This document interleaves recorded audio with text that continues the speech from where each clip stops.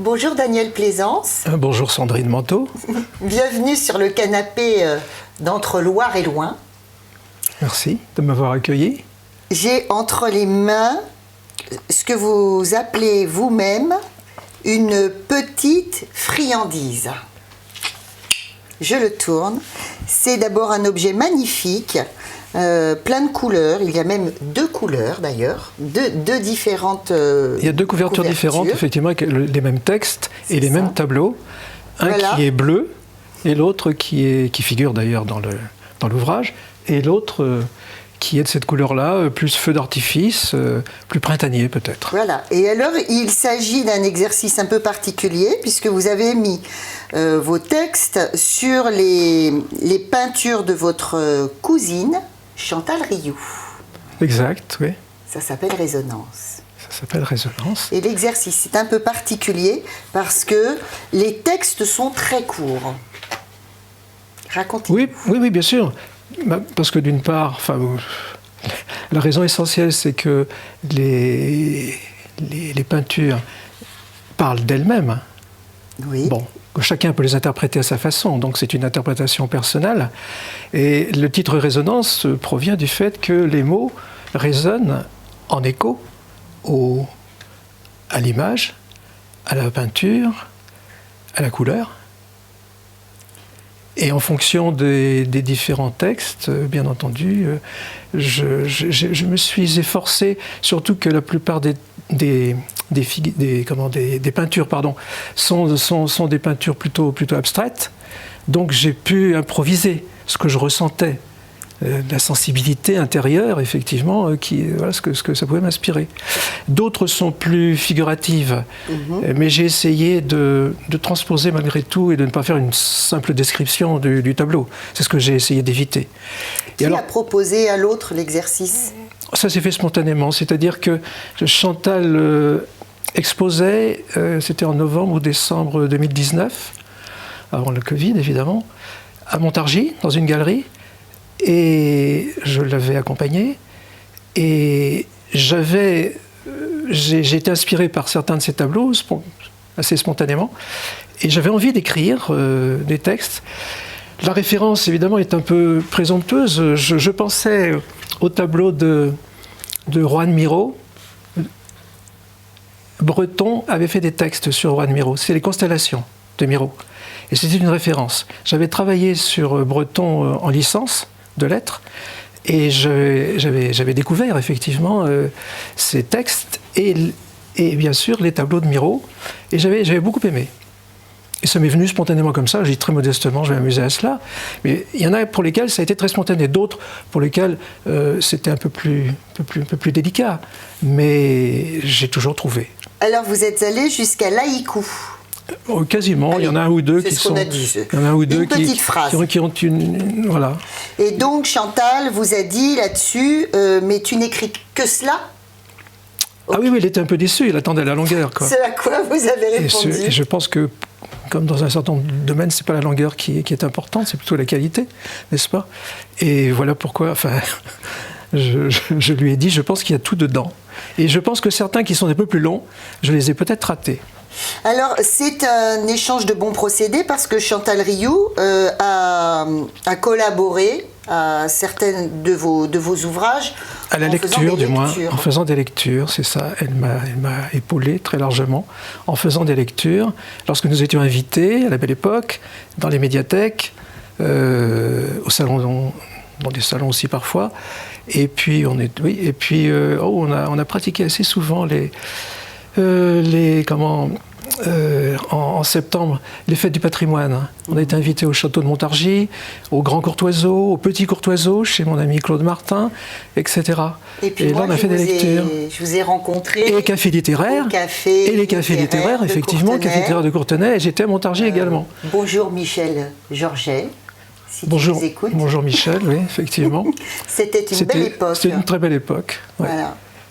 Bon, alors, je reviens à ce qu'on disait, écriture courte, vraiment très courte. Voilà, la plus courte, c'est celle-ci. Mais vous êtes tout de même un habitué de ce que vous appelez la short story, c'est-à-dire la nouvelle. Vous dites que les Français ont un petit peu du mal, bizarrement, à... Oui, contrairement à aux anglo-saxons, c'est vrai. C'est vrai. Les nouvelles ont beaucoup moins de succès. Et je me souviens d'un éditeur qui m'avait dit « Ouais, vos nouvelles nous plaisent bien, mais si vous pouvez nous faire un roman, ce serait mieux quand même. » C'est la raison pour laquelle je me suis lancé dans le roman, d'ailleurs. Et puis après, j'ai pris goût au roman. Donc, actuellement, j'ai un roman qui est terminé, que je vais proposer à des éditeurs, un nouveau roman. Mais je prépare aussi, j'ai aussi des textes très courts, des nouvelles d'une part, et puis des short stories, vraiment, vraiment très très courts, sur des impressions, sur des choses qui ont été vécues, sur des sensations. Il y a eu ce livre, Des papillons à l'âme. Oui, papillon. Qui est sorti chez l'Harmattan, il y a quelques années. Oui, en 2015, celui-là, je me souviens de la date. C'est ça, c'était un moment important pour vous. Oui, c'était très important. Ah bah oui, l'Harmattan, oui, c'était quand même important, c'est vrai. Et depuis, je pense qu'ils sont prêts à prendre le suivant d'ailleurs. Ah. Voilà, a priori. Et vous êtes un papillon. Alors déjà, le papillon à l'âme, c'était proposer au lecteur de butiner. C'était ça, d'être papillon. Oui. Et puis vous-même, vous êtes un papillon. Il fallait que je butine pour les lecteurs. Voilà, c'est ça. Donc vous engrangez toutes sortes de matières, des rencontres un peu rigolotes. Moi, je sais qu'il y avait une nouvelle qui me plaît beaucoup sur Jean-Pierre Mariel. C'est ça? Jean-Pierre Mariel, exactement. Oui, c'était une rencontre à Vézelay, le hasard qui m'a fait le rencontrer. Et oui, le personnage est assez succulent, il me plaisait beaucoup comme acteur, et comme homme, il est pas mal non plus. Et puis il y a des rencontres avec des personnages historiques qui vous suivent, Madame de Sévigné par exemple. Alors oui, surtout Madame de Sévigné, qui serait un peu le fil conducteur de tout ce que j'ai écrit. D'accord. Alors ça a commencé par une thèse? Ça a commencé par une thèse de doctorat sur le cercle de Madame de Sévigné, dans lequel figurait un certain Corbinelli. Oui. Qui a écrit des ouvrages plutôt mineurs, mais le personnage était quand même le maître de philosophie et le maître en littérature aussi de Madame de Sévigné. Ils avaient des rapports intellectuels et des rapports familiers très, très, très, très, très forts. Et vous avez écrit leur histoire? Alors, je n'ai pas écrit leur histoire. J'ai écrit, par rapport à Corbinelli en particulier, son rapport avec le temps. Oui. Corbinelli, témoin de son temps, c'était le titre de la thèse, et le cercle Sévigné, puisqu'il y a Bussy-Rabutin, il y a Coulanges, Madame de Sévigné est entourée d'un certain nombre de gens qui sont de sa famille, ou qui sont des amis, et qui sont eux-mêmes des hommes et des femmes de lettres. Madame de La Fayette également, était aussi son amie. J'ai hésité, parce qu'il y a très peu de femmes en définitive, les femmes se cachaient un peu pour écrire à l'époque, c'était pas forcément très, très, très, très bien vu, bizarrement, mais il y a au moins Madame de La Fayette. Alors vous avez écrit plusieurs livres sur Madame de Sévigné. Certains sont d'ailleurs épuisés, je crois. Oui, alors c'est le premier, oui. Le tout premier en auto-édition, c'était Madame de Sévigné, c'était le Gâtinais auteur de Madame de Sévigné. C'était un titre d'ailleurs qui était un peu ambigu, c'était volontaire. Je parlais plus de Madame de Sévigné que du Gâtinais, c'est évident. Mais disons que ça a été le départ de deux vecteurs que j'ai exploité. D'une part, celui qui correspondait évidemment à ma thèse, à ma formation un peu universitaire, sur Madame de Sévigné, le XVIIe siècle en particulier, et la littérature de cette époque, et puis l'autre sur le Gâtinais. Et c'est venu... Alors, le premier point des textes littéraires autour de Madame de Sévigné, dans un deuxième temps, sur le Gâtinais, mais le point de départ, c'est quand même Madame de Sévigné. À la Société d'émulation, on m'a dit, puisque tu écris sur Madame de Sévigné, comme elle est passée en Gâtinais, effectivement, elle a traversé le Gâtinais, elle en a un peu parlé, elle avait des amis, de la famille, elle avait deux oncles qui étaient abbés à Ferrières, par exemple, et elle était amie avec le gouverneur de Montargis, chez qui elle s'arrêtait quand elle faisait étape à Montargis. Il y avait des éléments. Donc j'ai fait un texte dessus, et puis j'ai élargi un tout petit peu avec la famille, les amis qui étaient de la région. C'était mon premier bouquin. Alors épuisé, 1500, épuisé, extraordinaire. C'était en 1988. C'est une époque quand même où il y avait relativement peu d'ouvrages sur le Gâtinais. C'est beaucoup plus difficile aujourd'hui de se faire une place avec ses propres livres concernant le Gâtinais. Mais l'expérience, puisque j'ai des ouvrages qui ne sont pas Gâtinais, comme vous le savez, À l'expérience, les ouvrages régionaux, locaux, fonctionnent bien d'une façon générale. Évidemment, il y a un espace qui est relativement réduit, mais il y a des gens, il y a une appétence. De plus en plus. De plus en plus pour le Gâtinais. Mais il y en avait déjà à cette époque. Puis il y avait à Montargis des libraires comme le Freyer, qui m'ont beaucoup aidé. Et puis M. Touvenot, qui m'avait fourni, M. Touvenot à qui je dois beaucoup aussi, le peintre, dessinateur, graveur que tout le monde connaît, du Montargois, l'icône du Montargois, qui m'avait fourni des dessins. Gratuitement, ça avait aidé aussi. Voilà. Et ensuite, après, il y a eu celui-ci, plusieurs années après. Oui, voilà. C'est un concentré des articles que j'ai écrits. J'ai d'abord écrit des articles avant de faire des bouquins. Des articles sur le XVIIe siècle, autour de Sévigné en particulier. Et ils paraissent là. J'ai été invité à des colloques où j'ai fait des communications. Et ils figurent également dans cet ouvrage. D'accord. Et tous ces articles paraissaient régulièrement dans le bulletin de la Société d'émulation ? Non, ces articles-là, non. Dans la revue d'histoire littéraire de la France, nationale ou même internationale, parce qu'il y avait aussi les lettres romanes, c'est belge, la revue littérature, je ne vais pas toutes les énumérer, en particulier la revue d'histoire littéraire de la France, qui est quand même une référence, je crois. Donc il figure là. Je lis ça aussi, parce qu'il est temps d'en parler. Les éditions d'Écluse. C'est mon éditeur qui me l'a proposé. Moi, je ne pensais pas que ça se vendrait, quoi. J'en ai vendu quand même un peu. Et c'est Jean-Michel Cazot qui m'a dit, il faut absolument que tu publies tes articles. T'es culotté, hein, Jean-Michel Cazot, il prend des risques. On le remercie parce que... On le remercie, puis on l'invite. Si je me suis lancé, moi j'ai toujours écrit, plus ou moins, mais je n'osais pas publier. Oui. Quand on publie, on prend des risques. C'est pas très pudique de publier. Et même quand on parle de l'extérieur, des gens d'extérieur, d'une autre époque, etc. On est toujours quelque part dans son ouvrage. Si je l'ai fait, c'est grâce à Jean-Michel Cazot. Alors voilà, encore une autre aventure avec les éditions de l'Écluse. C'est ce qui a suivi. Ça a suivi tout de suite. C'est ce qui a suivi. Les promenades littéraires en Gâtinais. Oui. Vous nous avez fait beaucoup découvrir le Gâtinais, Daniel, en fait. Je ne suis pas le seul. Il y en a d'autres, il y en a quelques autres. Il y a eu les promenades littéraires, il y a eu... les fugues musicales.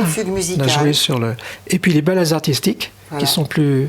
Alors, je pense qu'effectivement, sur le Gâtinais culturel, oui, c'est vrai, c'est moi qui m'en suis chargé.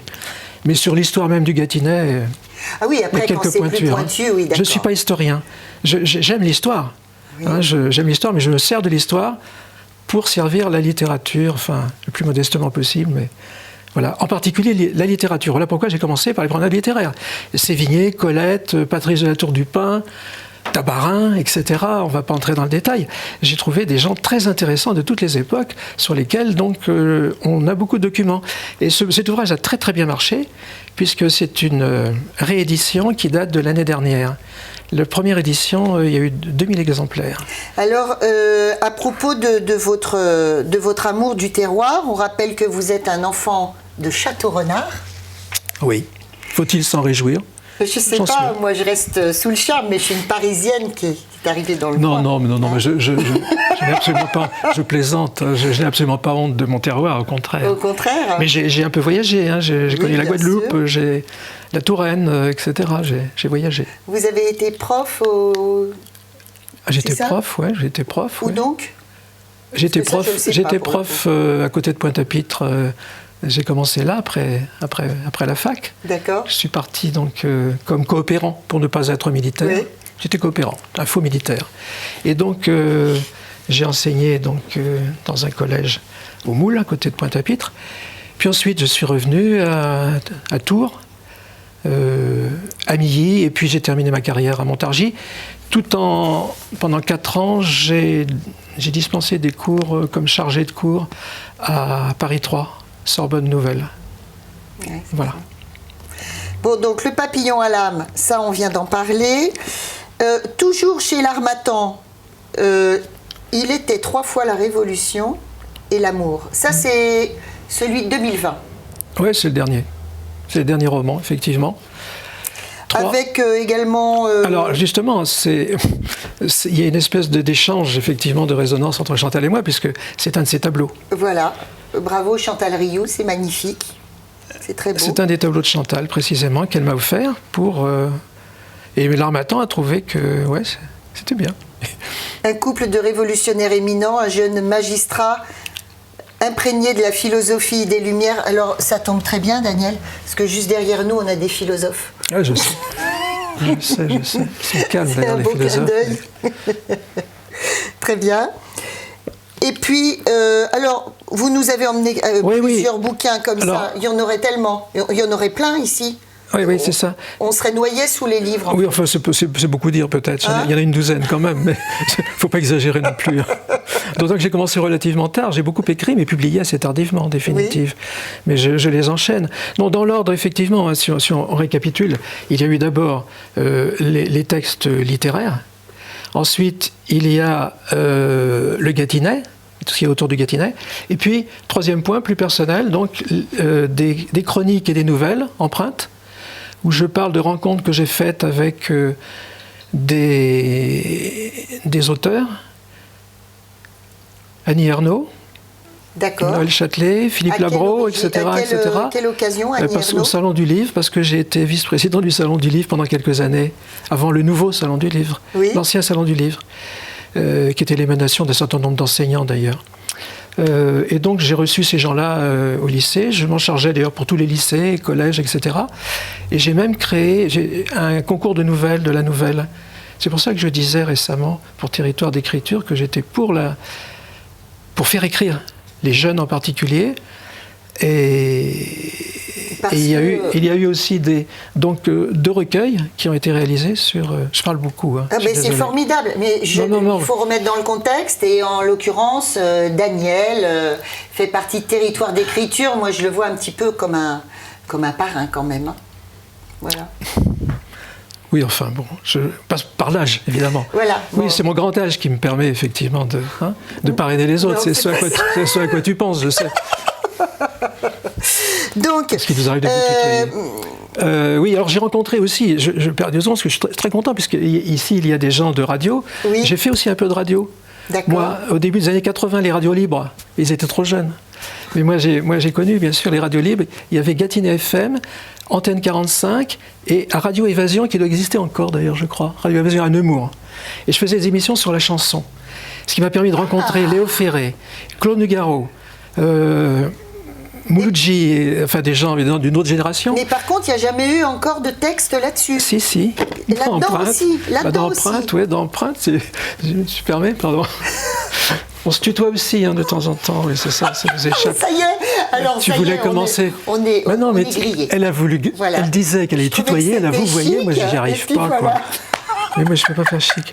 Léo Ferré, Mouloudji, Gilbert Bécaud, Claude Nougaro, Henri Tachant, Gilbert Lafaille aussi, qui est de ma génération, que j'ai rencontré à Nanterre. J'étais en fac à Nanterre et Gilbert Lafaille était un copain. Et Gilbert Lafaille est un chanteur que les gens ne connaissent pas, mais excellent. Bon, j'ai rencontré Guy Bedos, Drogo, etc. D'accord, alors il n'y a pas que des écrivains là-dedans. Il n'y a pas que des écrivains, il y a aussi des chanteurs. Jean-Claude Drouot. Aussi, qui était venu au lycée en Forêt. Je l'avais reçu. On peut toujours le trouver, ce bouquin ? On peut toujours le trouver, ce bouquin. Bien sûr. Aux éditions de l'Écluse. Aux éditions de l'Écluse. Voilà. Le prochain, il sera donc peut-être pas à l'Écluse, il sera peut-être chez l'Harmattan. Oui. D'accord. Oui, parce que la troisième vague, la première, c'était la troisième, ce sont des romans, des nouvelles qui sont beaucoup plus générales. Même si je parle souvent, très souvent quand même de la région à l'intérieur de mes romans. Je suis toujours attaché quand même à mon Gâtinais. Tout à l'heure j'en plaisantais, mais j'y suis vraiment très très attaché fondamentalement. Et donc ce sont des romans. Il y en a eu aussi chez Jérôme Do Benzinger, qui est un jeune éditeur qui en a pris 2. Je n'ai pas été très emballé par la diffusion. Est-ce que vous auriez envie, je ne sais plus, on en a déjà parlé, Daniel, est-ce que vous auriez envie de faire des ateliers d'écriture, quelque chose comme ça ? Oh, j'ai pratiqué les ateliers d'écriture. Voilà. J'en ai fait, j'ai même fait un bouquin avec aussi. D'accord. Voilà, des classes de seconde. Mais non, maintenant, moi, j'ai pris ma retraite et je vais prendre ma double retraite. Maintenant, j'arrive à un âge... Rien de rien, c'est-à-dire que double retraite, c'est plus rien, quoi, c'est ça ? Ah ben si, écrire. Ah bon, ça va. Bon. Juste écrire, c'est tout. Juste écrire. Oui, normalement. Enfin, dans la vie publique, du moins. Voilà, c'est ça. Quand on est écrivain, on ne prend pas ça. C'est pas un métier. Hein, voilà. Chanteuse, je sais pas, ça dépend. Si. Je pense que vous allez continuer. Vous attendez impatiemment, évidemment, que cette période se termine. Ça va être douloureux pour vous, n'est-ce pas ? Oui, On mais peut bon, inverser on les... est là. Non, on C'est peut moi qui pas. l'interviewe, Non, là. on peut pas, non, on peut pas. Je vais l'interviewer, alors. Dites-moi où vous La en dame, êtes elle est pas là, exactement. elle est pas là, la Qu'est-ce que dame. vous préférez? Vous préparez? Ah, qu'est-ce Vous que je préparez quoi? prépare? Oh, on verra, on parlera plus D'accord. tard. Pour l'instant, moi, je vais me plonger là-dedans. Le volume, vous voyez, moi je Et lui renverse puis- l'interview. Ça va faire Je lâche bizarre, pas- Pascal, hein, je je suis lâche désolé. pas vraiment le fil, hein, vous verrez. Pourtant, j'essaie de te perturber. Hein. C'est pas On mal. peut voir les peintures de Chantal Actuellement, actuellement à à Ferrières. Ferrières, Où jusqu'au 1er mai, à la boutique des créateurs. C'est très bien cette boutique. La boutique des créateurs, Et oui, oui, Pascal oui. Weber, il Oui, faudrait comment. bien qu'on se balade par là-bas, un de ces quatre, parce que c'est un endroit Il quand fait même, beaucoup d'expositions, il est... ouais. Il est culotté, ce monsieur. On ira le voir. Et alors, il arrive à être ouvert parce qu'il vend aussi de l'épicerie fine, un certain nombre de choses. Mais son dada, c'est... Enfin, lui et sa femme, leur dada, c'est effectivement les expos, peinture, céramique, toutes sortes de choses, sculpture. Voilà. Et là, un actuellement, petit c'est peu Chantal. Actuellement, un petit c'est peu de Chantal. livres aussi. Et des livres, oui, j'ai Hein mes livres. Il a pris mes livres. Voilà. J'ai à peu près tous mes livres chez lui, Bah, c'est c'est vrai. génial. Et il en vend. Hein. Et en plus, il en vend, ce qui n'est pas le cas de tous les libraires. Et d'autre part, Mais il sait très celui-ci, bien parler, il faut dire, plus particulièrement. des gens qui l'accueillent dans sa boutique. Ouais, il fait beaucoup Il de les pubs défend. aussi sur Facebook, hein, c'est ça. Oui, oui. Bon, bah c'est très bien. À bientôt, Daniel. La prochaine fois C'est moi qui interviewe. que vous venez ici sur le canapé, je te tutoie. Voilà. Et moi, je D'accord t'interviewe. Bon, ça marche. On fait comme ça. Merci Pascal. Merci. J'ai beaucoup parlé. Hein. Oh, j'adore. Non, j'ai beaucoup parlé. Non, mais non, j'ai pris jamais assez, jamais assez. Si, je pense.